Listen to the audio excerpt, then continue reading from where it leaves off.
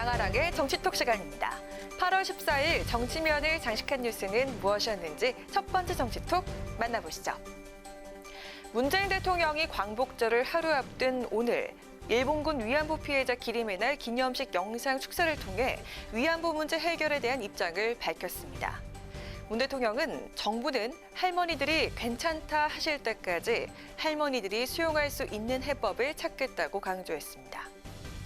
문제 해결의 가장 중요한 원칙은 피해자 중심주의입니다. 정부는 할머니들의 용기와 헌신이 존엄과 명예를 회복하는 것으로 보답받을 수 있도록 현실적이고 실현 가능한 방안을 마련하기 위해 최선의 노력을 다해 나갈 것입니다. 정부가 2018년 위안부 피해자 기림의 날을 국가기념일로 지정하고 첫 기념식을 연 뒤 오늘이 세 번째 행사였는데요.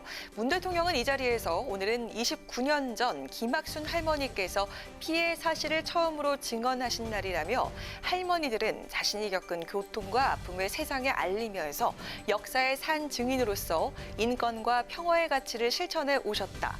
피해를 넘어 인권운동가로 사회의 새로운 가치를 심어주는 할머니들의 삶을 깊이 존경한다고 밝혔습니다. 이어 문 대통령은 위안부 관련 시민단체 등의 투명한 운영을 강조하기도 했는데요. 위안부 피해자 해결을 위한 운동에 개방성과 투명성을 갖춰 다양한 시민들이 함께 참여할 수 있도록 하겠다며 더 많은 국민이 할머니들의 아픔을 나누며 굳게 연대할 수 있도록 하겠다고 덧붙였습니다. 문 대통령도 강조했듯이 위안부 문제만큼은 피해자 할머니들의 목소리에 귀를 기울여 그 해결 방향을 찾아나가야겠고요. 정부는 17분의 생존 피해 할머니들께서 건강하고 안정적인 삶을 누리실 수 있도록 더욱 세심히 살펴야겠습니다. 이어서 오늘의 두 번째 정치톡입니다.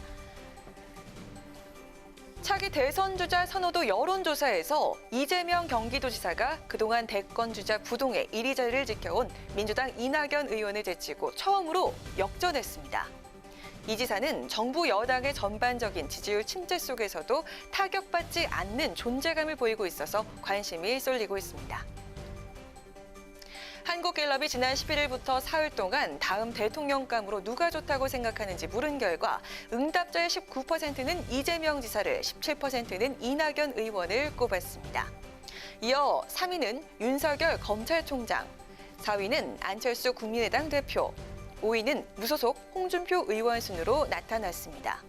대선 주자 선호도 여론조사에서 줄곧 1위 자리를 지켰던 이낙연 의원은 지난달보다 7%포인트 하락하면서 처음으로 2위로 떨어졌습니다. 이재명 지사는 지난달보다 6%포인트 오르면서 역전했는데요.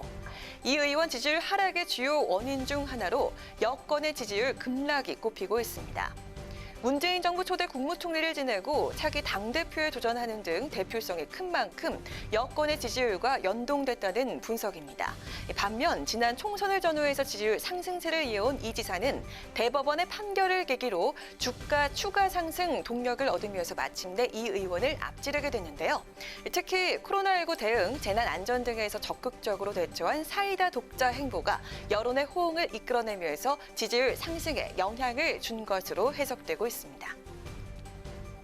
여권의 대권 구도가 요동치면서 그 경쟁은 더욱더 치열해질 전망입니다. 이낙연 의원은 이 지사에게 처음으로 역전당한 것에 대해서 민심은 늘 움직이는 것이라고 답했다고 하는데요. 차기 대권 주자 선호도를 묻는 다음 여론조사에서 민심은 또 어떻게 움직일지 지켜보도록 하겠습니다. 마지막으로 세 번째 오늘의 정치톡입니다. 죄송하다는 말씀조차 드리기 죄송한 상황이다. 민주당 당 소속 부산시 의원 성추행 논란에 고개를 숙였습니다.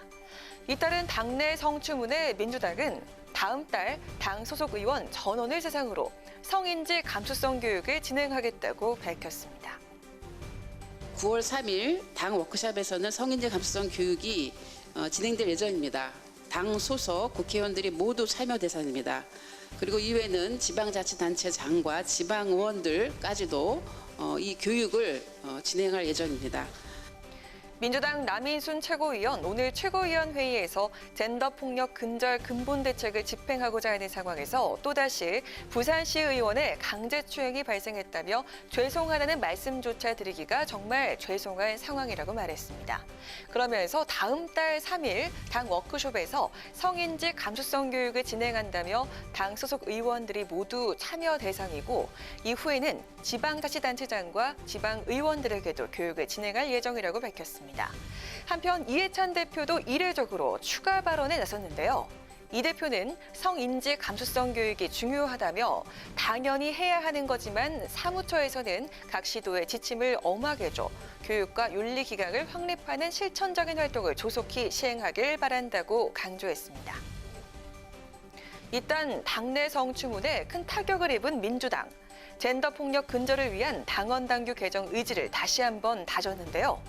그러나 근본적인 인식 자체가 바뀌지 않는다면 제도 개선은 미봉책에 불과하다는 지적도 나오고 있는 만큼 무엇보다 올바른 성인지가 중요하다는 사실 명심해야겠습니다. 지금까지 강한학의 정치톡이었습니다.